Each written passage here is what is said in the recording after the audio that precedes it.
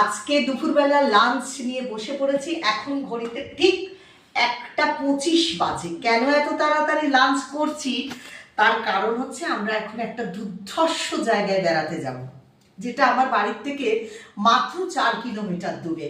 আপনাদেরকে সঙ্গে নিয়ে যাব, দেখাবো। কিন্তু তার আগে বলে নিই আজকে দুপুরবেলা কি লাঞ্চে আমি রেখেছি। সেটা হচ্ছে একদম সিম্পল সাদা ভাত, তার সাথে একটা বয়েল সবজি। আমার ছেলের মুখ অলরেডি ভেজকে গেছে। ডাটা, কাঁচকলা, আলু দিয়ে ঝোল, সে একেবারে নারাজ খেতে। আর তার সাথে রেখেছি হচ্ছে একটু আমের চাটনি আর দই।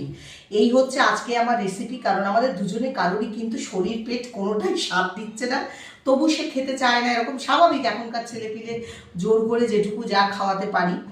তাই এইরকম খাবার দিয়ে আজকে একেবারে সাদামাটা খাবার রেখেছি লাঞ্চে। কারণ আমরা বেরোবো, রেস্ট হবে না, হজমের সমস্যা হয়ে যাবে। তাহলে চলুন চটপট আমিও খেয়ে নিই, আপনাদের হয়তো আরও কিছুক্ষণ দেরি হবে। তাহলে খেয়ে আমরা যেহেতু বেড়াতে যাবো, আপনাদেরকে সাথে নিয়ে যাব। দারুণ সুন্দর একটা পরিবেশ, মনোমুগ্ধকর জীবন, যেন মনে হবে সত্যি জীবনের আরও একটা কিছু দিক আমি খুঁজে পেলাম। চলুন তাহলে এখন আসি, টাটা।